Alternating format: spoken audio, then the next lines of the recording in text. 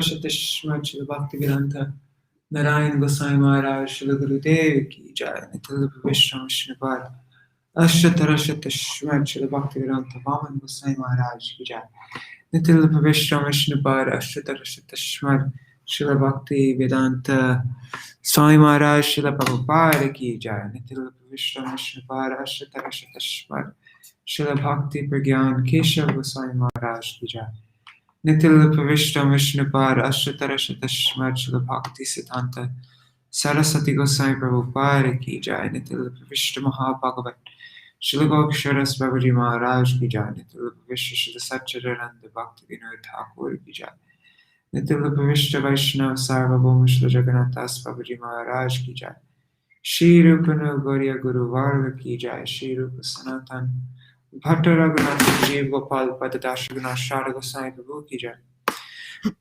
Shri Sarup Damodar Rai Ramananda Rishi Gaur Parshad Vrinda Ki Jai Namacharya Shri Haridas Thakur Ki Jai Prem Se Go Shri Krishna Chaitanya Prabhu Nityananda Shri Advaita Gadadhar Shivasari Gaura Bhakta Vrinda Ki Jai Shri Kshetra Mandal Gaura Mandal Vraja Mandal Mathura Vrindavan Dham Ki Jai Sarva Abhishya Bharati Giriraj Maharaj Ki Jai Shri Radha Kund Shyama Kund Ki Jai Shri Mani Devi Ganga Devi Ki Jai Shri Tulsi Maharani Vrinda Devi Ki Jai Shri Bhakti Devi Ki Jai Shri Purnamasi Yogamaya Ki Jai Shri Gopeshwar Mahadev Ki Jai Shri Harinam Sankirtan Ki Jai Ananta Koti Vaishnava Vrinda Ki Jai Samagata Gaur Bhakta Vrinda Ki Jai Grantaraj Srimad-Bhagavatam Ki Jai Shri Nitai Gaur Premanande Hari Hari Bo Hari Bo Raseshwari Mataji.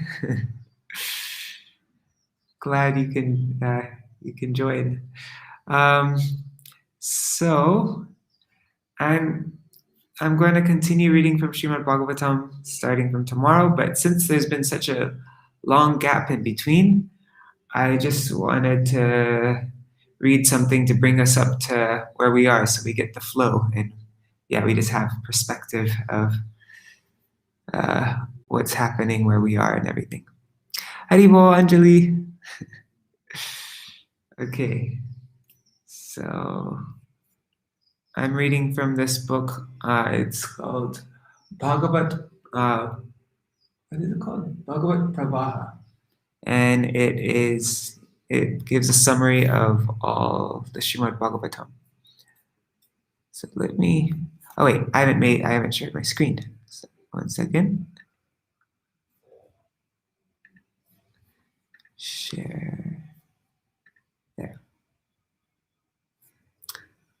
Let me change this background.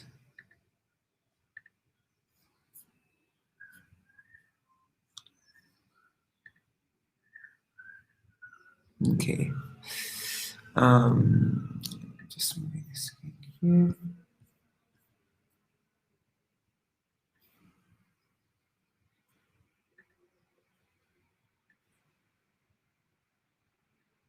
All right. 1 second. Okay.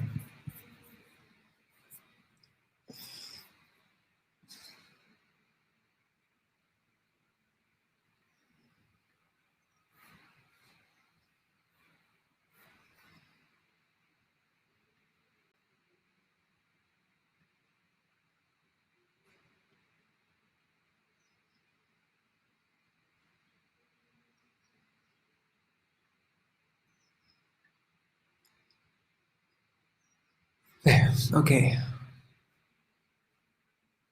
Hey.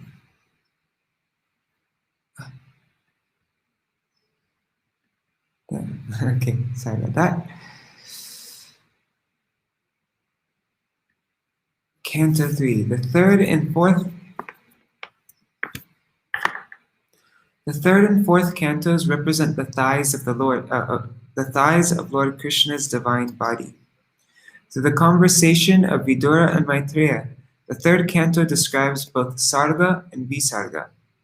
That's the preliminary creation and then the further creation. Sarga is the primary creation of material elements done by the Supreme Lord's empowerment at every step of initial cosmic manifestation. Visarga is the secondary creation of the forms of living beings done by the determined services of Brahma. Beautiful stories like that of Jai and Vijay and the four Kumars, profoundly moving prayers like that of Brahma's unto the Supreme Lord, and thought-stimulating conversations of illustrious personalities like Vidura and Uddhav are presented in the third canto. While Lord Varaha's pastimes create a special exhilaration in the reader's heart, Kardama Muni and Devahuti exemplify ideal family life. Finally, Lord Kapila Dev's teachings introduce the reader to the deepest philosophical experiences available to mankind. Please describe when and where the discussion between Maitreya and Vidura took place.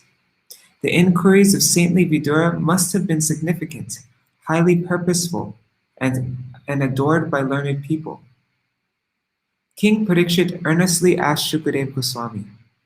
Pleased with his eagerness, Shukadev Goswami first described the circumstances that led to Vidura's leaving Hastinapur.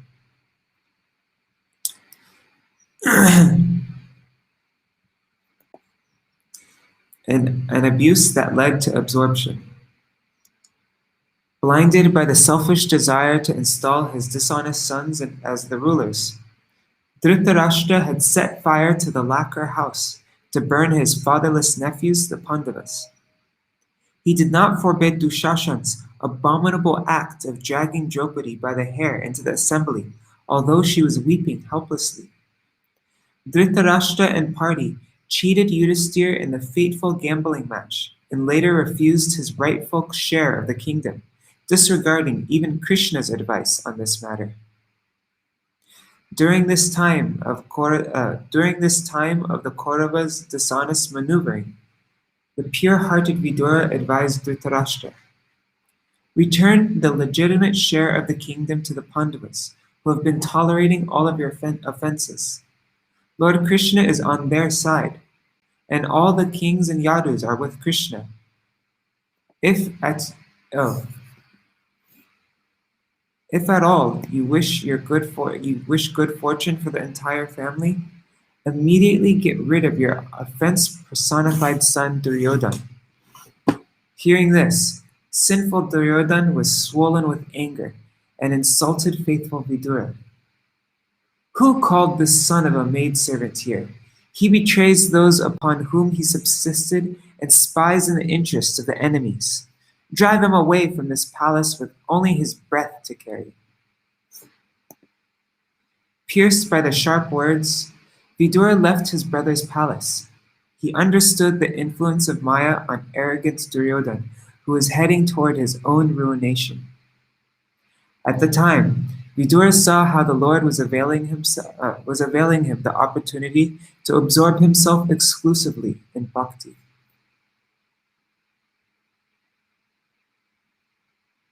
Good people convert causes of distress into opportunities to seek God's shelter and purify themselves.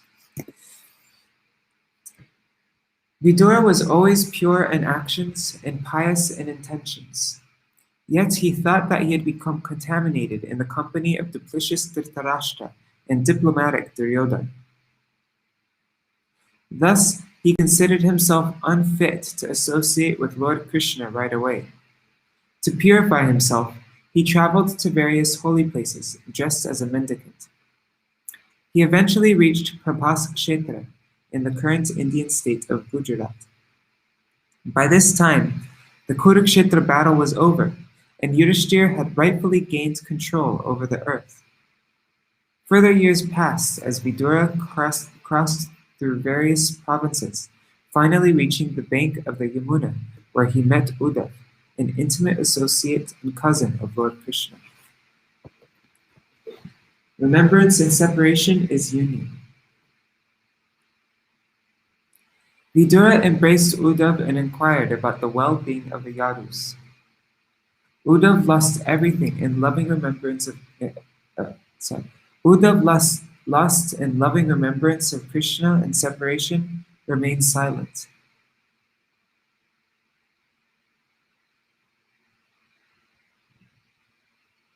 After coming back to external consciousness, Uddhav spoke. What can I speak about our welfare? The Krishna sun has set, and this universe has become unfortunate. Krishna appears by his internal potency and his eternal form, just suitable for human pastimes that astonish even Lord Vishnu. His form is the ornament of all ornaments. Uddhav savored Krishna's divine beauty and described his divine qualities. In separation, he recollected the apparent contradictory behavior of Krishna. Though all-powerful, how Krishna fled from Mathura and lived in Braj out of fear of Kamsa, how he begged pardon from his parents for his inability to serve them, how he showed compassion even to those who acted inimically towards him, how he gave liberation to the envious Shishupal, how he gave the position of a motherly nurse to the unchaste Putana who tried to kill him with her poisoned breast. Who can be more merciful than Krishna? Uddhav then briefly narrated all the enchanting pastimes of Krishna in Vrindavan, Mathura, Dwarka, Hastinapur, and so on. Departure of the Divine. Uddhav continued, having accomplished the purpose of his descent in this world, Krishna planned for his departure to his eternal abode. But before that, he decided to dispatch his own clan, the mighty Yadus. By the will of the Lord, once the great sages cursed the Yadus when the young Yadu princes mocked them. Later, at Prabhas Kshetra, the Yadus drank liquor, and while thus intoxicated, they used harsh words, fought, and destroyed each other. These events will be described in detail in Canto 11.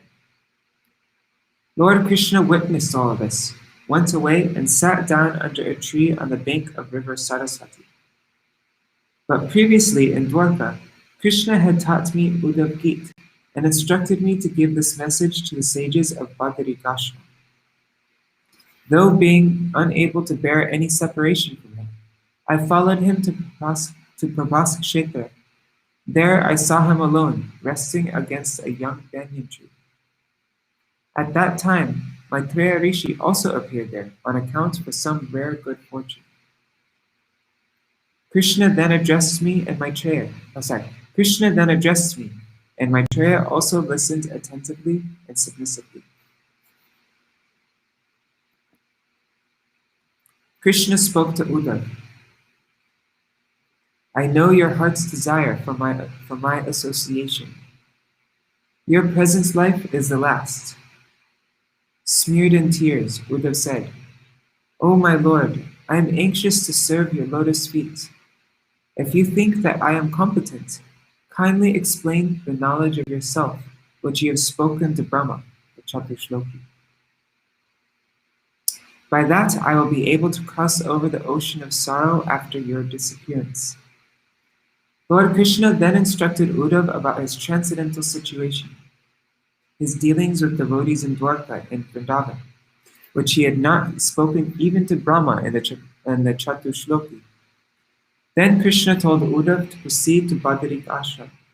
It was Krishna's desire that Uddhav should remain in this world to disseminate divine knowledge about him for the welfare of all coming generations. Etiquettes of seeking and giving knowledge. Uddhav thus narrated all these events to Vidura and prepared to leave for Badarik Ashram. Humble Vidura then expressed his desire to hear from Uddhav the self-knowledge that he had received from Krishna. But Uddhav, although competent, couldn't accept elderly and honorable Vidura as a disciple, especially when Maitreya was nearby at Haridwar. He was careful about Maryada Vyatikaram, or the offense of surpassing a greater personality. Uddhav guided Vidura to elderly Maitreya, who was also directly instructed by Krishna, and then left. Vidura approached Maitreya at Haridwar on the bank of the Ganges. He humbly said, In this world, everyone works for happiness. but they often encounter distress. Please give us directions on how to attain real happiness. Great devotees travel on earth just to show compassion on ignorant people. Kindly give instructions on bhakti. Describe about the Purush avatars and Leela avatars of the Lord. Just as a bee seeks honey, the essence of a flower, please speak Krishna Katha, the essence of all topics. Those who glorify Krishna are the real friends of all distressed beings. Artha Bhakti. Maitreya Rishi felt honored and expressed his gratitude and appreciation for Vidura. O Vidura, by your Krishna conscious inquiries, you showed mercy both to me and this world. Being born from Vyasadeva, you have accepted the Lord without deviation. I know that you are Yamaraj, who now became Vidura due to the curse of Mandavya Muni. Material creation by the Supreme Spirit. Maitreya first elaborately described the creation of the material universe, already presented in the second canto. In the course of creation, the gross and subtle material elements once formed. The gross and subtle material elements once formed were meant to combine together to form the universe and different bodies within it. But the elements couldn't do so on their own without the Lord's help. Consequently, the presiding deities of these elements began to offer prayers to Lord Mahavishnu.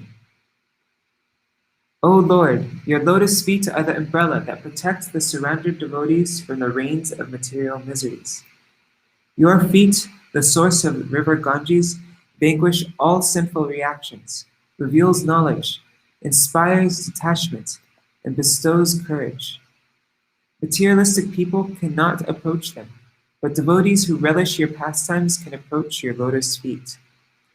We seek your directions, knowledge, and potency, so that we can be united to render you the service for which we are created. In response to these prayers, Lord Mahavishnu sent his cohesive energy that amalgamates the different elements. In this way, the elements combine to form the gigantic universe, or the universal form, the Virat Roop. Maitreya then said in great humility, who can estimate the Lord Krishna's unparalleled potency by which he manifests this gigantic material universe? In spite of my inability, I glorify the Lord with whatever I have been able to hear from my Guru, Yatashrutam, and assimilate with my intelligence, Yatamati. Otherwise, my power of speaking would remain unchaste. Glorifying Krishna is the highest gain of human speech. His activities are wonderfully put in writing by the learned, and the very purpose of the ears is served by hearing these narrations. Purpose of his creation and cause of our misery. Inquisitive Vidura further asked Maitreya, why does the Lord create, maintain, and destroy the universe, despite being self-satisfied and free from mundane desires? And how does the pure soul, the jiva, suffer in spite of the Lord's presence in the heart as Paramatma? Maitreya first clarified the position of the Lord. To say that the Lord's creation pastimes are because he is also overcome by illusion, or entangled by the modes and bound by mundane desires, is against all logic. Maya and its gunas are his energies, and the energies cannot control the energetic Lord, like they bind an ordinary jiva. The Lord is always transcendental to the influence of the material nature, the material modes, and the time factor. Maitreya then explained the cause of the jiva's distress. If one's head is cut off, one cannot see oneself, but one can see one's head cut off if one is in a dream. Similarly, For the spirit soul, there is no factual suffering. Suffering exists only due to the spirit soul's misidentification with matter, the false ego, which is like a dreamy situation. Please try to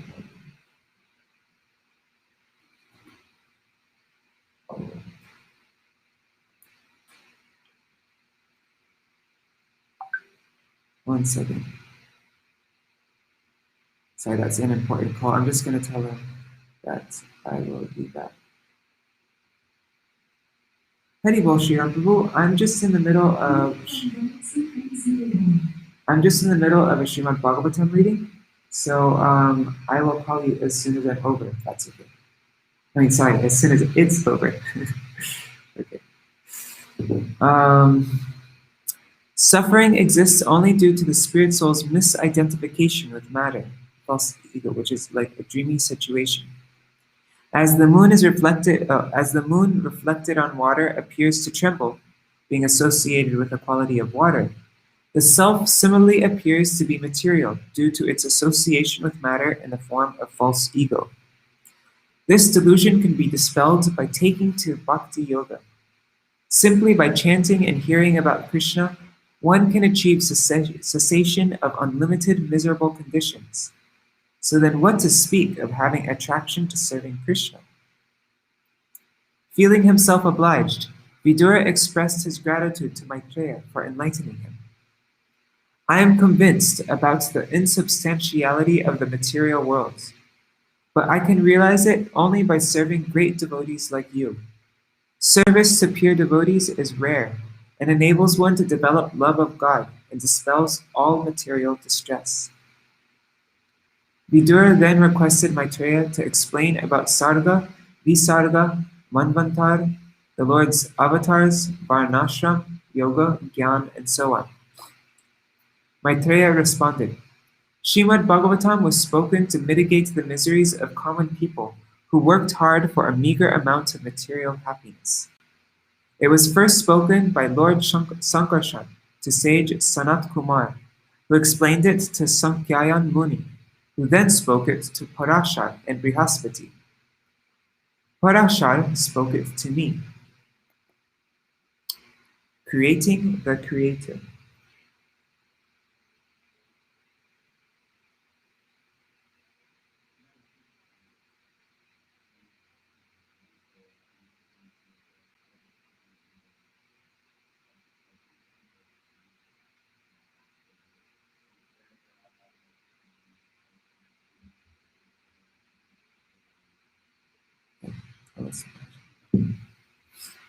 Maitreya then described the appearance of Brahma. Inside the universe, Garbhodakshai Vishnu, lying on the Garbhodak ocean, glanced on the living beings who were merged within his body.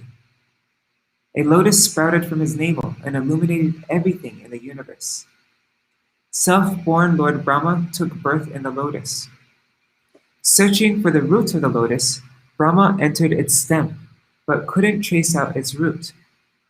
Giving up his unsuccessful search, he came back to the top and meditated on the Lord for 100 years.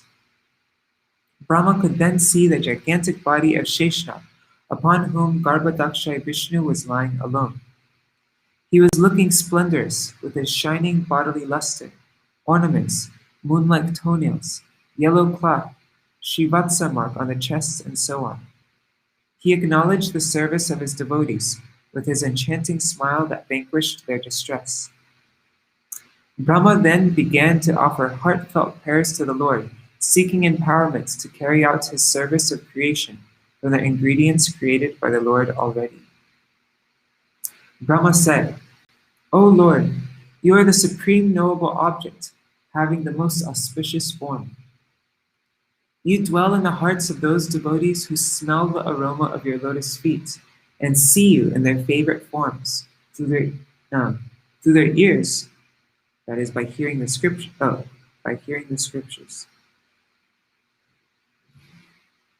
Please empower me with the necessary intelligence to create. Please protect me from the false pride of being the creator. May I not get deviated from the Vedic injunctions. You are unlimitedly merciful. Please bestow your benediction upon me by opening your lotus eyes. Thus Brahma was fearful of fall down and prayed for protection. A devotee prays for empowerments to serve the Lord and is fearful of Maya in the form of false pride and deviation from divine teachings. Lord Vishnu then spoke to Brahma. Do not be anxious and depressed about the execution of creation. By performing austerity, tapa, you will receive my favor and thus understand within your heart everything you need to know about creating all the universal manifestations. Since your mind is fixed on me, passion will not bind you. I quickly fulfill all the desires of one who prays regularly, like you. Following my instructions, you may now generate the living beings as they had existed before, in various bodily forms. After thus instructing Brahma, the Lord disappeared. Determined service despite difficulties. As advised by Lord Vishnu, Brahma meditated for 100 celestial years and thus acquired transcendental knowledge from within. He then entered into the whirl of the all-expansive lotus and first divided it into 3 divisions, and later into 14 divisions. He could thus create the 14 worlds suitable for the habitation of different types of living beings. Brahma first created the 5 features of ignorance, avidya, namely tama, unawareness of one's real spiritual identity as a soul, eternal servant of God. 2, moham, thinking of oneself to be a material body with associated temporary designations. 3, mahamoham, possessiveness towards temporary material objects. 4, tamishram, anger arising from frustration of material aspirations. And 5, andathamishram, sense of death for the self. These 5 elements bind the living beings in various miseries, yet such creation was necessary as explained further. As will be explained further. Yeah. Lord Krishna is the supreme source, the proprietor, enjoyer, controller, and master of all living beings, jivas, who are his tiny parts. Just as a bodily limb is meant to serve the whole body, the living beings are meant to serve the complete whole, Lord Krishna. In such loving service, they enjoy the ultimate bliss of exchanges with Krishna. But some jivas desire to imitate God and try to become independent controllers, masters, proprietors, and enjoyers. This material creation is meant to house such people who are averse to loving and serving God. For them to exercise their selfish desires to enjoy independent of God, they need to be forgetful of their real position as servants of God. Thus, as a matter of necessity, Brahma created the 5 features of ignorance, avidya, to facilitate material enjoyment by spiritual souls averse to God. Brahma wasn't pleased by such misleading creation for the sake of rebel souls. Unhappy with his first set of creation, Brahma purified his mind by meditating upon the Lord and then created the 4 Kumars as the features of knowledge, vidya.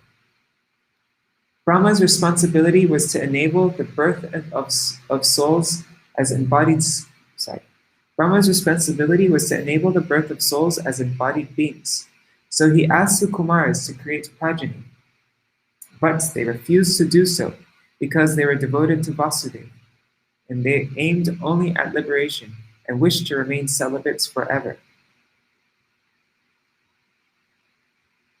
Those who are fully dedicated to spiritual realization do not wish to get deeply involved in dealings with matter. The Kumara's denial made Brahma slightly angry, but he tried to control it. Yet his anger came out from between his eyebrows in the form of a child with blue and red complexion. Lord Brahma named the child Rudra and designated 11 places for his residence: the heart, senses, air of life, sky, air, water, fire, earth, sun, moon, and austerity. My God, where did he not give Rudra a place? Brahma also offered him 11 wives called Rudranis and asked him to create progeny. Rudra then created progeny similar to himself in strength, form, and furious nature. True to their nature, they attempted to devour the universe instead of expanding it. This scared Brahma. Brahma then restricted Rudra, and asked him to perform austerity. Rudra agreed and went to the forest. Brahma then created 11 sons from different parts of his own body. They are Narad, Vishishta, Daksha, Bhrigu, Kratu, Pulasya, Angira, Atri, Marichi, Pulaha, and Kardama. Except Narad Muni, all others were engaged in creating progeny and populating the universe. Brahma also created Dharma and Adharma, religion and irreligion, and the factors instigating adharma, lust, desire, anger, greed, etc. During all these creative affairs, Brahma once got attracted to his daughter Vak, though she wasn't welcoming his advances. Seeing Brahma deluded in this way, his sons, headed by Marichi, respectfully tried to dissuade him. As their efforts failed, they prayed to the Supreme Lord. Eventually, Brahma came to his senses and felt ashamed of his delusional state. He gave up this shameful mentality and felt remorseful. The Supreme Lord wanted to give the following grave lesson through this incident. One could be victimized by attraction to the opposite gender at any time in this world. So one needs to be extremely cautious. This incident demonstrates the strength of sexual impulse and emphasizes the need to be prayerful to the Lord for protection from lust. Despite this episode, one shouldn't minimize the position of Lord Brahma or disrespect him. Brahma's power of creation in the service of the Supreme Lord did not diminish due to his momentary distraction. He was a soul surrendered to Krishna and engaged in his service. Next, Brahma created 4 Vedas and Upavedas, Pancham Veda, the 4 legs of Dharma, 4 ashrams, the arts, sciences, Vedic meters, verse writings, audible sounds, and so on. The 2 divine boys. Brahma reflected that his 10 powerful sons, including the sages, did not sufficiently increase the population of the universe. While deliberating like this, Swayambhuva, the first Manu, and his queen Shatarupa manifested from Brahma's own body. Manu used to be my name before I got the name Madhukar. Manu was ready to abide by Brahma's instructions to procreate, but he found that there was no place to populate since the earth was merged in the Garbhodak ocean. On that occasion, Lord Shvetavaraha, the divine white boar manifested from Brahma's nostril, entered the Garbhodak waters and lifted the earth on his tusks. This incident happened in the Swayambhuva, the first Manvantar. Manvantar is the reign of Manu. So, also in the Chakshusha, the 6th Manvantar, the Lord again appeared as a Rakta Varaha and again protected the earth by killing a demon named Hiranyaksha. Maitreya then narrated the events that led to the birth of the 2 twin demons, Hiranyaksha and Hiranyakashipu, consequences of an untimely union. Once Diti was afflicted by lust and she had an intense desire for a child. She approached her husband Kashyapa Muni in the evening time for union. Kashyapa dissuaded her, saying that the time was inauspicious,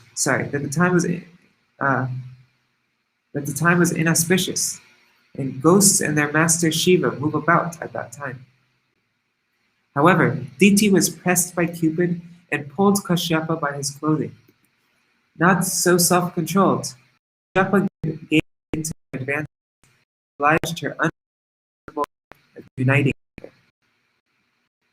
Afterwards, Kashyapa addressed Aditi in disdain. Everything was inauspicious because of your mind's pollution, defilement of time, negligence of my directions, and apathy towards the demigods. As a result, you will have two demoniac sons who will constantly of the three worlds, kill innocent and sinful entities, torture women, enrage great souls, and ultimately be killed by the Supreme Lord. Diti became repentant. Seeing her transformation and patience, Kashyapa encouraged her. Your grandson Prahlad will be a great devotee. Saintly persons will emulate his character. The Lord will be satisfied with him. Due to his sincere bhakti and divine ecstasy, he will enter Vaikuntha. This somewhat pacified the aggrieved Diti. Diti held her sons in the womb for 100 years. She wanted to delay the trouble of the demigods by her. She wanted to delay the trouble of the demigods by her sons, and also the death of her sons at the hands of the Lord. By the force of her pregnancy, darkness spread in all directions. The demigods were perplexed and approached Brahma. Brahma then narrated the backstory of the children in Diti's womb, the devotees who became demons. Once the four Kumars had gone to okay, so what happened? Okay, now Brahma's narrating to the demigods why the whole earth, why the whole universe became dark due to these two demons in Diti's womb. So this is the backstory. The devotees who became demons. Once the four Kumars had gone to Vaikuntha, the eternal abode of Lord Vishnu. The residents of Vaikuntha travel in gem-studded golden airplanes along with their consorts, absorbed in glorification of Lord Hari, with no desire in their personal enjoyment. Even the birds and plants of Vaikuntha are conscious of loving service to the Lord and encourage others in their services without envy. The Kumars wished to see the Lord of Vaikuntha. They crossed six gates to the Vaikuntha residence of the Lord without any obstruction. Then, when they reached the seventh gate, they were blocked by Jaya and Vijay, the doorkeepers. The Kumars were somewhat agitated and spoke thus: "How is it that you two have such discordant mentality of suspecting others? Where is the possibility of an enemy coming here in Vaikuntha? The apt punishment for you impostors is to go to the material world filled with vices." Jaya and Vijay fell at the feet of the Kumars and prayed that they never forget the Lord. Seeing their humility, the Kumars felt repentant. Understanding the situation, Lord Vishnu appeared there along with Lakshmi Devi. With his affectionate glance, he pacified the lamenting doorkeepers and with a pleasing smile, he consoled the fearful Kumars. When the breeze carrying the aroma of tulsi leaves from the Lord's lotus feet entered the nostrils of the Kumars, they experienced a change in their body and mind, even though they were attached to the impersonal Brahman. Adoring the Lord's personal form repeatedly, the Kumars became devotees and offered prayers. Contemplating their experience, they proclaimed that with bhakti, even hell is preferable to impersonal liberation. Lord Vishnu humbly apologized to the Kumars for the offense of Jaya and Vijay. The Kumars were bewildered and repented. "You respect the Brahmins to set an example for others. We have cursed two faultless men. We accept whatever punishments you ordain upon us." Then Lord Vishnu disclosed, "The punishment given by you to my doorkeepers of becoming demons in the material world was in fact ordained by me. They will very soon return to me, meditating on me in anger." The Kumars circumambulated the Lord and departed. Lord Vishnu spoke to Jaya and Vijay. "Do not fear. This departure of yours was foretold by Lakshmi. She was angry when you stopped her while I was sleeping. Though you will have mentality of demons, you will always think of me and serve me.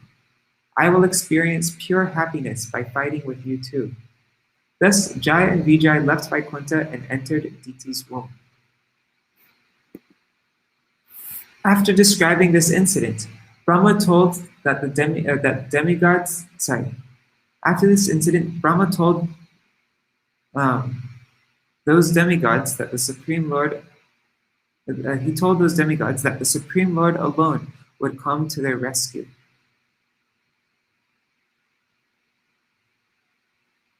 The demigods gave up fear and departed. After after 100 years of pregnancy, Diti gave birth to her twin sons. Kashyapa named them Hiranyakashipu and Hiranyaksha. Hiranyakashipu performed austerities and thus received boons from Brahma. He started to control all the three worlds. Hiranyaksha traveled all over the universe with a fighting spirit. His form, temper, and power scared the demigods.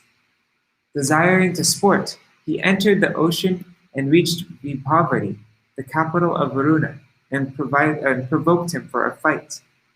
Varuna intelligently replied, I have grown too old. Only Lord Vishnu could satisfy your desire to fight. Hiranyaksha learned from Narad Muni the Lord's whereabouts and entered into the Garbhodak ocean.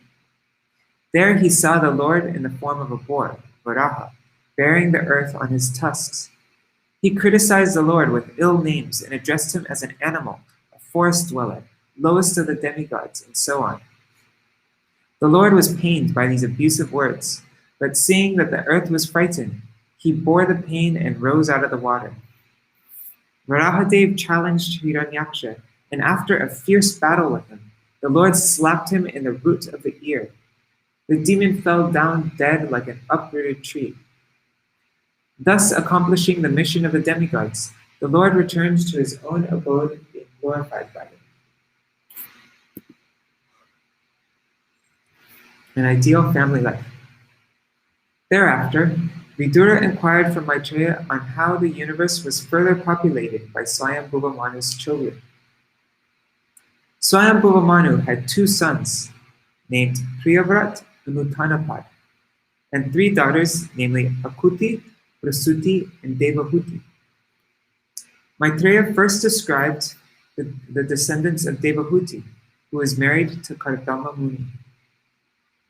Kardama Muni worshipped Lord Vishnu by performing austerities for 10,000 years. And Kardama Muni was one of Brahma's children, right? One of his direct children that we read. There's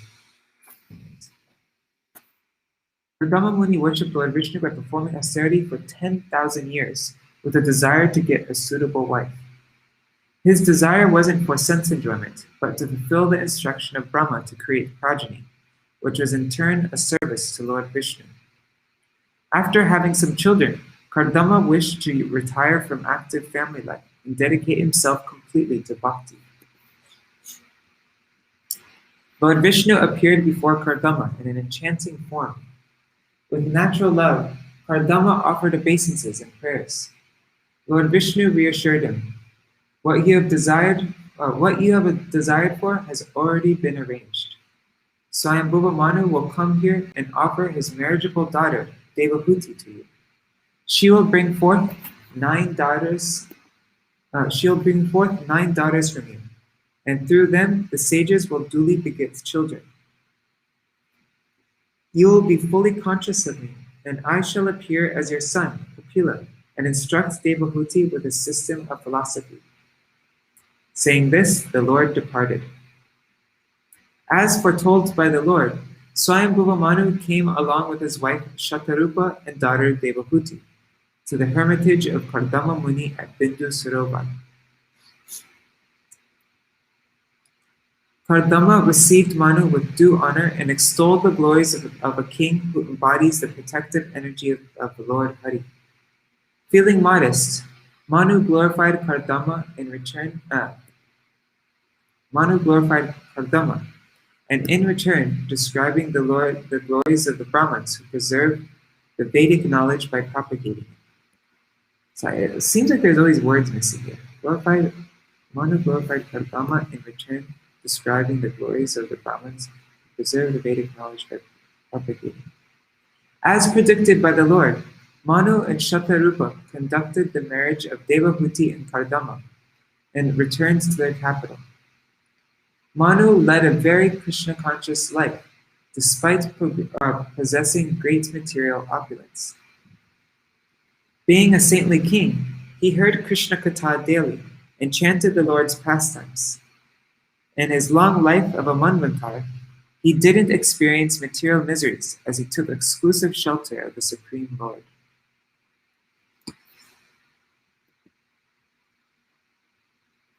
Devahuti was chaste. She served her exalted husband Kardama with great love, respect, intimacy, sweet words, diligence, and purity of body and mind. She had no lust, pride, envy, greed, or vanity. Deriving inspiration from the ideal example of Devahuti, the disciple must also render service to one's guru in this way. Because of her constant service, Devahuti grew weak and emaciated. Kardama felt compassion seeing her and offered to bestow upon her all the divine blessings he had received by performing bhakti that can make one free from fear and lamentation. When Kardama offered Devahuti the spiritual blessing of love of God, innocent and simple-hearted Devahuti desired to bear children through him. Childbearing is indeed the most fulfilling attribute for a chaste woman. Kardama, desiring to please his wife by his mystic power, created an aerial mansion that could travel at his will. He also arranged to restore the beauty of his emaciated wife in the Bindu Sarovar lake through 1,000 young girls who served her. Then they both traveled in the air. They both traveled in that airplane to various pleasure spots in the universe. Although seemingly enjoying in this way, Kardama did not lose his glory as a self-controlled person. He divided himself into 9 forms and impregnated Devahuti. On the same day, Devahuti gave birth to 9 beautiful daughters.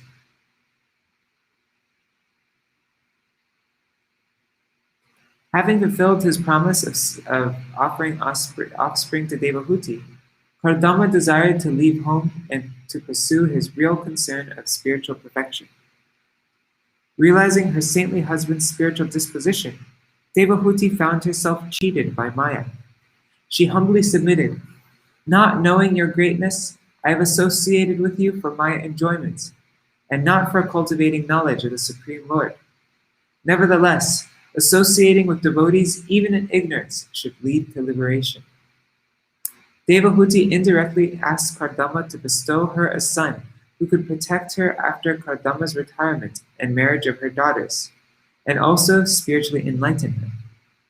This desire of Devahuti was already ordained by Lord Vishnu, who had promised to Kardama that he would appear as his son.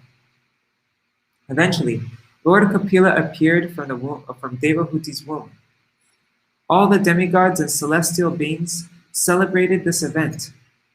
Brahma appeared and predicted the future qualities and activities of Lord Kapila, who would enunciate the Sankhya philosophy. Thus blessing them, Brahma left and Kardama got his daughters married. Later, Kardama approached Lord Kapiladev, offered his prayers, and requested permission to take to renunciation. Although the Lord was directly present as his son in his own house, Kardama planned to leave home because he was accustomed to the mood of being a servant of the Lord, Dasyaras, and not as a father, Vatsalyaras. His renunciation is also to set the right example of the Vedic injunction that one should give up family and homely life at a certain age to dedicatedly pursue spiritual perfection for the remainder of one's life. Lord Kapila gladly blessed Kardama, promising him that he would enlighten Devahuti and enable her to attain perfection too. Kardama at once left for the forest, and Kapila stayed at Bindu Sarovar to please his mother. The son's teachings to the mother.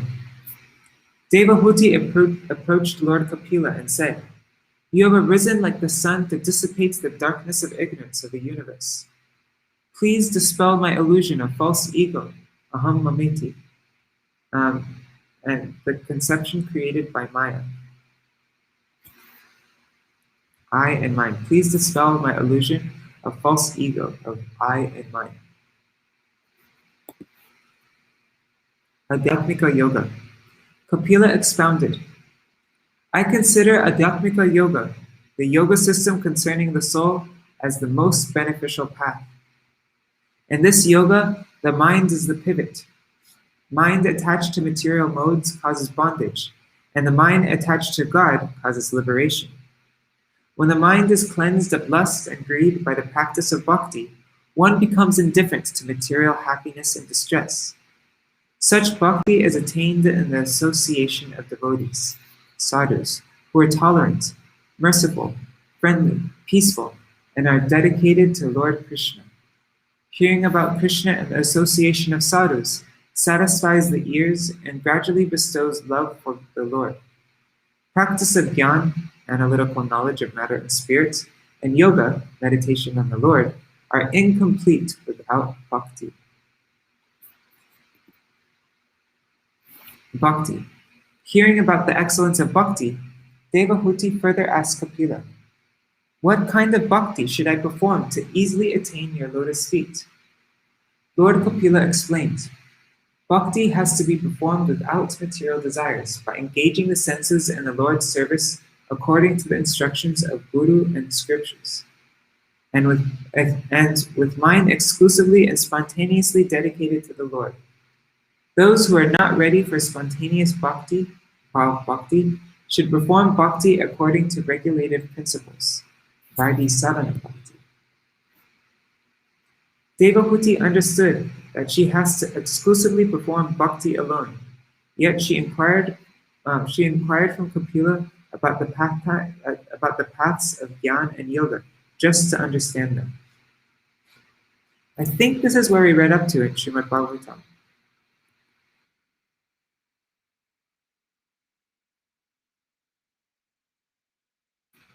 Yeah, so we'll stop here, and now we know where we are in the third canto, and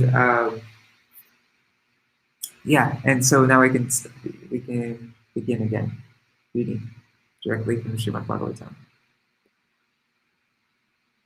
And I'll do just like a really short recap of the chapter that we finished on tomorrow also, and then we'll continue on.